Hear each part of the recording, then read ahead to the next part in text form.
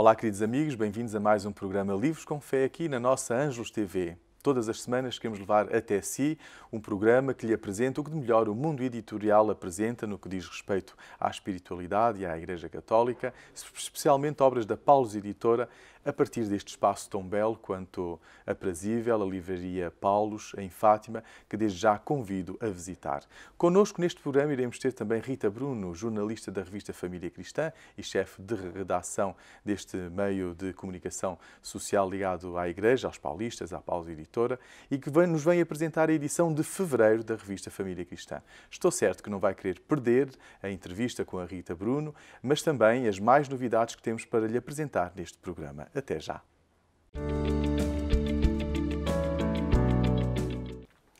Já conhece a revista Família Cristã? Todos os meses pode recebê-la na sua casa e é isso mesmo que nós vamos querer conhecer este mês de fevereiro, a edição de fevereiro, de quais são os temas que ela trata, quais são os ângulos de abordagem que tem, e por isso temos connosco mais uma vez a jornalista Rita Bruno, que é chefe de redação da revista Família Cristã. Obrigado pela tua presença mais uma vez, Rita. Obrigada eu. Então o tema de capa é sobre o discernimento, o que quer Deus de mim. Que tema é este? Sim, nós fomos, este é um artigo do jornalista Ricardo Perna, e o que nós fomos fazer foi procurar questionar jovens que fazem um caminho de discernimento. Portanto, procuram mesmo, porque às vezes há um bocadinho a ideia de que a questão do discernimento só está ligada à vocação. Portanto, e que só quem quer seguir uma vida religiosa é que faz esse caminho de discernimento. E, precisamente, os jovens que nós ouvimos trazem um bocadinho a ideia de que este deveria ser um caminho que deveria ser feito por toda a gente. Porque se nós nos questionarmos, e daí a pergunta, o que quer Deus de mim, portanto, devemos fazer esse caminho para sabermos corresponder da melhor maneira. Portanto, a vocação não é apenas para a vida consagrada ou para o sacerdócio. Exatamente. Não é? Todos temos uma vocação. O Ricardo ouviu um jovem que começou o caminho de discernimento no pré-seminário e ele mesmo diz, toda a gente deveria fazer isto. E ele diz, eu não entrei com a certeza de que era aquilo que queria, mas entrei com a certeza de que queria fazer esse discernimento. Portanto, queria mesmo saber qual era a minha vocação. Portanto, e ele acabou por não seguir o seminário e percebeu que a vocação dele era o matrimónio. Portanto, depois o Ricardo ouviu outro jovem que efetivamente fez o caminho e continuou para o seminário, a vocação dele era o sacerdócio, e falou também com uma leiga consagrada, que é muito engraçado porque ela diz, eu sabia que a minha vocação não era o matrimónio, mas depois também andei por algumas congregações e percebi que também não era ali o meu lugar. Portanto, ela acabou por tem até um testemunho muito engraçado porque à partida não se conseguia encaixar em nenhuma das vocações. Muito bem. Um tema de destaque é sobre a família, portanto, ajudar as crianças a viver a Quaresma. Que artigo é este? Nós já fizemos, é um artigo que vem na linha de um que já fizemos também para o Advento e Natal. Portanto, é procurar junto de famílias perceber como é que, nos tempos fortes da Igreja, como é que eles são possíveis de ser vividos em família, com coisas muito concretas. E ao invés de sermos nós, jornalistas, a procurar, em teorias, por assim dizer, guiar as pessoas naquilo que podem fazer, o que fazemos foi a Cláudia Sebastião, que recolheu estes testemunhos. Falámos com famílias que têm crianças e que, em pequenos gestos, que conseguem fazê-los entender a Quaresma. Inclusivamente, uma das famílias tem crianças muito pequenas, portanto, para quem ainda não é possível explicar tudo, mas com pequenos gestos, com pequenos jogos, com o facto de estou-me a lembrar, ir buscar a cruz à garagem, colocá-la no chão da sala, portanto, em todos os domingos da Quaresma, vai ficando, vai sendo, no fundo, um testemunho vivido e experimentado pelas crianças e que depois faz com que elas, naturalmente, vão percebendo a mensagem deste tempo forte que é o da Quaresma. Da Quaresma. Outro destaque tem a ver com a sociedade e foi a viagem do Papa Francisco, a viagem pelo Chile e pelo Peru. Sim. E até dão um nome ao Papa Francisco. O Papa Amazónico. O Papa Amazónico. Sim, porque ele abordou muito a questão da Amazónia, da exploração dos recursos naturais, da violência contra tribos, portanto, e daí o nome Papa Amazónico. Portanto, ele estava procurou pelo menos abordar várias das questões que nas comunidades locais destes dois países que são problemas que os afetam. E não foi um tema ao qual ele ficasse indiferente, porque ele até convocou um sínodo especificamente sobre a Amazónia. Portanto, mas ele abordou vários temas e não foi uma visita isenta de momentos de tensão, por exemplo, com a questão dos escândalos de abusos sim, sexuais. Portanto, foi uma visita, digamos, exigente para ele. E até mesmo com o inédito de um casamento em alto voo. Sim, um casamento em alto voo, pelo qual ele também, por algumas alas recebeu algumas críticas. Acho muito engraçado porque ele foi, numa resposta à Aura Miguel, ele teve umas declarações engraçadas, porque as pessoas, não houve preparação nenhuma, como é que é possível, foi ali de improviso. Portanto, em primeiro lugar, aquele casal já tinha tido um casamento católico marcado, mas devido a uma catástrofe natural não foi possível eles realizarem. E eles tinham feito já a preparação para o matrimónio. Pronto, essa é a primeira questão. Mas tinham tratado do processo também. Do processo, sim. Tinham tratado do processo. Pronto, não foi possível realizar por causa do que aconteceu, o terremoto. Mas tinham essa preparação, têm o seu caminho de fé. Ele conversou com eles. Portanto, é engraçado porque eles, quando a companhia onde eles trabalham foi escolhida e a tripulação também, eles deram uma entrevista a um jornal local e na altura disseram era bom que ele nos casasse em pleno voo, porque eles dizem que é onde se sentem bem, não é? Onde eles passam a maior parte do tempo é dentro de um avião. Isso depois acabou mesmo por acontecer. Um sonho tornado realidade graças ao Papa Francisco. Sim. Sempre cheio de surpresas. Sim, e ele descansa toda a gente e todos os críticos de que aquilo que ele fez é tudo válido e que eles estavam preparados para E muito para mais aquilo. coisas se pode ler sobre a viagem do Papa Francisco no artigo que lá temos, não é? Sim. E o comentário para este mês de fevereiro fala sobre a transparência. Transparência em relação a quê? Quem o escreve? Em relação à questão política, portanto, pegando um bocadinho no tema este tema que tem sido debatido relativamente aos partidos políticos, financiamentos, pronto. O autor, que é um professor da escola AES Business School, faz uma... No fundo, ele explica, não é? E dá exemplos de como é que deveria ser a questão da transparência. Ele não foca este tema em particular, é preciso que se diga, não fala sobre o financiamento dos partidos, mas dá as chegas mas coloca lá uma questão, não é? Se não deveria ser assim, a questão são políticos, são pessoas que estão eleitas, prestam um serviço público, portanto, que as coisas não deveriam ter mensagens subliminares, por assim dizer. Transparência é o que se requer, então, em todas as ocasiões. E na secção nacional há um artigo que fala sobre energia, não é? Voltar ao mercado regulado. O que é? De que é que trata este tema? Sim, porque há a possibilidade até 2020, portanto, supostamente a esta altura já estaríamos todos inseridos no mercado livre, mas entretanto há a possibilidade de se voltar a um mercado regulado até 2020, portanto esse prazo foi alargado. No fundo, o que nós fomos tentar perceber é como é que se processam estas coisas, porque uns dizem que o mercado regulado, porque agora tem umas tarifas mais baixas, que será o melhor, depois outros o mercado livre, que será o melhor.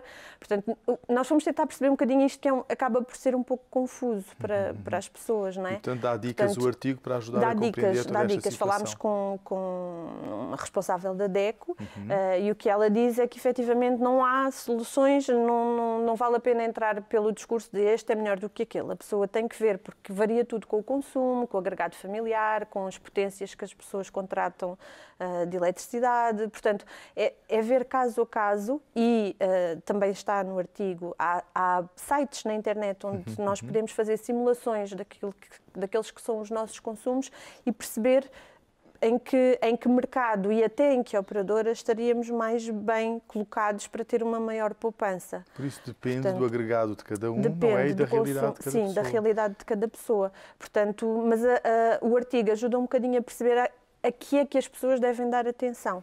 Porque, por exemplo, uma coisa que muita gente não sabe, porque hoje em dia diz que acabaram-se com os períodos de fidelização todos. Não é verdade, neste caso do consumo da energia. Pode haver um período de fidelização, simplesmente as empresas não o têm aplicado. Só que, por exemplo, é preciso terem atenção, quando contratamos serviços adicionais, esses sim têm fidelização. Portanto, o artigo dá algumas dicas muito práticas de como é que as pessoas podem fazer essa opção dentro do mercado de energia. Muito bem, porque certo. acaba às vezes por ser um pouco confuso. Tão importante, é como um GPS no âmbito da energia. E a entrevista é feita a Francesca Gicandi. Quem é esta senhora e porquê é que a família cristã foi entrevistar? Portanto, é uma senhora do Quénia que tem um projeto numa zona mais carenciada do Quénia e é um projeto que procura apoiar mulheres. Portanto, sendo que as mulheres no Quénia acabam por ficar muitas vezes com as responsabilidades todas da família, portanto, e muitas vezes sem quaisquer ferramentas para garantir o sustento da família. Portanto, este projeto procura ajudá-las, dar-lhes essas ferramentas, dar-lhes cursos, portanto, no fundo, capacitá-las, não é? O chamado empoderamento, que é uma palavra tão feia, mas é no fundo... do inglês, não é? Sim, do empowerment. Portanto, é capacitá-las para elas conseguirem terem, neste caso, funciona muito por projetos delas, portanto, pequenos negócios, onde elas possam garantir a subsistência da família. Interessante. Mas esta entrevista, isto é uma opinião muito pessoal, mas eu acho que tem um... É deliciosa de ler, porque numa entrevista só e com um projeto muito específico que serve para ajudar mulheres, que é uma coisa que até é tão comum, não é, por assim dizer, nós conseguimos ver tão bem diferenças culturais entre aquela que é a realidade no Quénia e aquela que é a nossa realidade europeia. Eu, como mulher europeia, estava a ler a entrevista e realmente há coisas que acabam por, às vezes até, entre aspas, mas chocar um bocadinho. Há coisas que ela diz e que nós ficamos, mas isto ainda existe. Mas é muito engraçado porque não é com desrespeito, não é? Que se olha para esta realidade, não é? São do terceiro mundo, não é isso. Mas é muito engraçado de ver e eu acho que isto, por exemplo, quem quer embarcar num projeto de voluntariado, tantas vezes fala do voluntariado e da questão de que é preciso nós estarmos preparados para a realidade que vamos encontrar e saber respeitar essa realidade. Esta é uma entrevista que permite a quem a está a ler ver isso mesmo, com aquilo que ela diz, perceber efetivamente que aquela é uma realidade diferente e que não valeria a pena, por exemplo, nós irmos com o nosso pensamento e com as nossas receitas, porque não servem ali. Claro. E não se trata de dizer que aquilo está mal, porque ela explica muito bem que as coisas funcionam, nomeadamente com a questão do homem nem sempre garantir o sustento ou passar muito tempo fora de casa, e que então a mulher sabe assegurar isso e ela diz que a mulher sabe perfeitamente como é que há de manter o homem feliz. Mas é muito, muito, muito engraçado, porque vemos essa realidade que não é a nossa, mas ela explica de uma maneira que nos faz perceber que efetivamente aquilo funciona. Portanto, é muito giro ver essa diferença cultural. Muito bem. E na secção de internacional, fala-se da questão da ciberguerra. Sim. Entre quem e como é que isso acontece? Pronto, a ciberguerra que o Rolando, que é o jornalista que escreve o Internacional, diz que muitas vezes é denominada como a arma dos pobres, não é? Porque serve-se da internet, não recorre a armamento, mas que neste momento, e tendo em conta o mundo em que nós estamos inseridos, é uma arma muito potente, não é? Porque permite, tudo funciona com base nas redes informáticas, portanto, qualquer ataque a uma rede informática pode deitar abaixo um sistema qualquer. Ele dá um exemplo do que aconteceu. As potências que estão sempre mais metidas ao barulho, por assim dizer, são sempre as grandes potências. As grandes potências, estamos a falar dos Estados Unidos, Rússia, China. Ele coloca também lá, aborda uma questão com Israel, que foi um dos ciberataques que foi levado a cabo e que se pensa que possa ter vindo de uma ligação também com Israel e que deitou abaixo centrais iranianas, portanto, de desenvolvimento nuclear. Portanto, no fundo, é toda esta questão que agora nós conseguimos controlar um outro país, entre aspas, controlar, entre aspas, com recurso à internet e um ciberataque, ou, por exemplo, a espionagem também que é feita pelas redes informáticas. Portanto, é uma realidade que está muito escondida, está muito escondida, é o que ele diz, danos. porque como não se vêem, não são danos físicos, por assim dizer, não é? É mais fácil de abafar. E há agora a emergência de uma nova maneira de ciberterrorismo, de ciberespionagem, que são as fake news, não pois, é? Exatamente. Pronto. E de que fala a mensagem do Papa para este ano, para o Dia Mundial da Comunicação Social. Exatamente. E o Rolando também aborda essa questão, com aquelas suspeitas todas que há nas eleições norte-americanas, se sim, se não, se a Clinton ficou prejudicada com as notícias que foram veiculadas, portanto, e tudo. ele aborda os vários aspectos de possíveis ataques informáticos. Outro artigo interessantíssimo. Tinha muitos mais para te pedir para falar, mas o nosso tempo está a acabar e quero convidá-lo. Eu fiquei cheio de vontade de ler a revista Família Cristã desta edição de fevereiro. Estou certo que também vai ter muita curiosidade e interesse, porque tem uma panóplia de artigos super interessantes e que vão fazer muito bem à sua família. Compre, adquira a revista Família Cristã ou, se quiser, torne-se assinante. Para isso, basta dirigir-se a uma das livrarias Paulos ou até mesmo ligar ou ir à internet no site paulos.pt e encontrará todas as informações necessárias. Rita, obrigado pela tua presença mais uma vez e assim convido a continuar connosco, pois temos ainda mais novidades para lhe apresentar.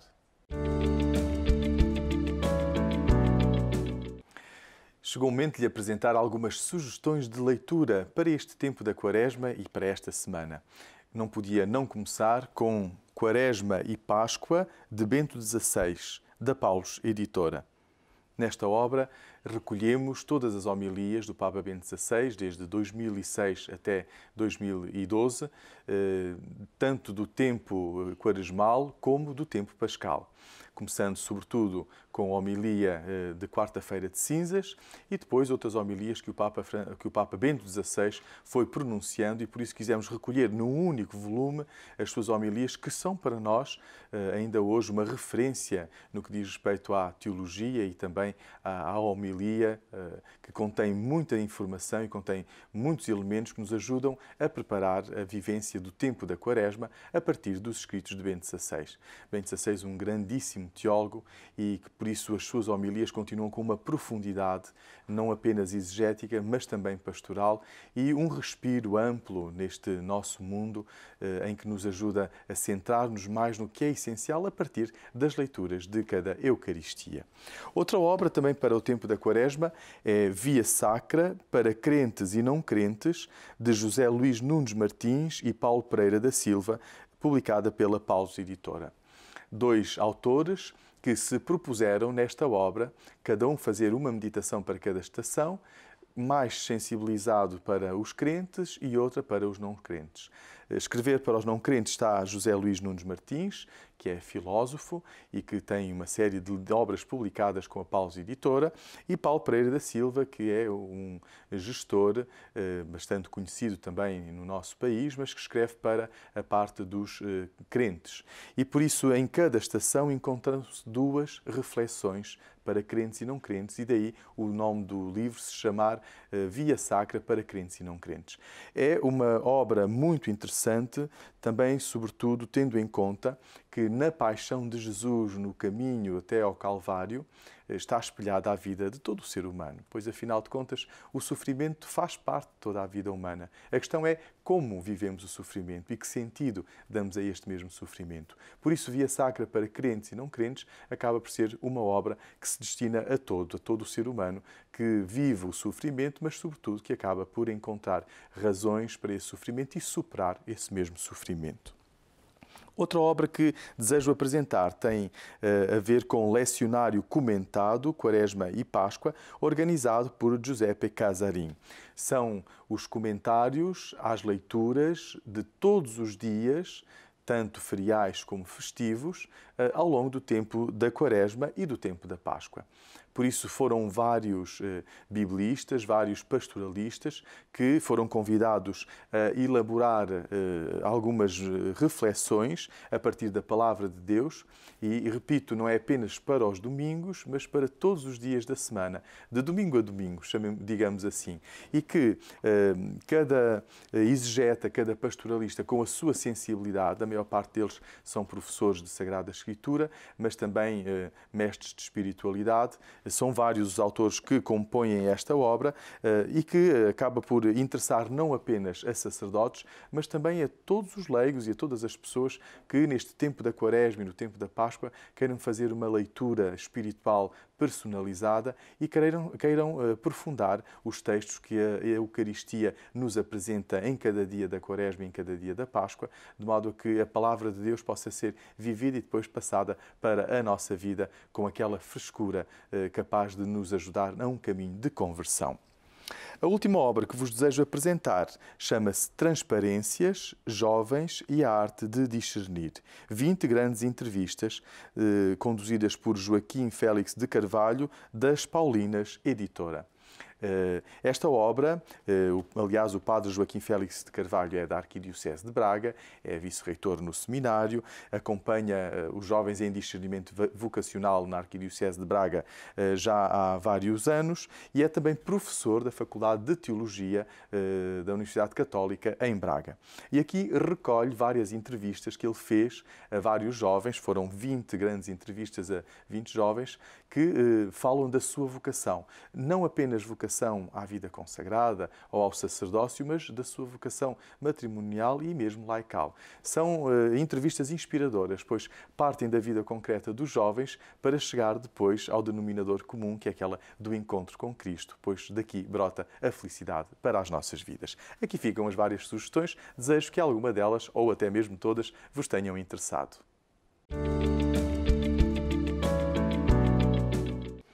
Queridos amigos, Livros com Fé desta semana fica por aqui. Foi um prazer, foi uma alegria ter estado consigo e, sobretudo, ter levado até si o que de melhor o mercado editorial, o mundo editorial em Portugal, no que diz respeito à espiritualidade e à fé católica, lhe apresentou, sobretudo, iniciativas e obras da Paulus Editora. Mas na próxima semana estaremos novamente convosco com mais novidades, com mais eventos, com mais informações e até mesmo com uma nova entrevista. Desejo que nos possa visitar em alguma das nossas livrarias Paulus, aqui em Fátima ou em Lisboa, no Fundão, em Ponta Delgada, em Benguela, em Angola e sempre a loja virtual através do nosso portal paulus.pt. Se tem sugestões para nos enviar, pode fazê-lo através do e-mail livroscomfé@paulus.pt. Desejo encontrá-lo na próxima semana, no próximo programa. Até lá, bom caminho quaresmal e boas leituras, porque um bom livro é sempre uma boa companhia.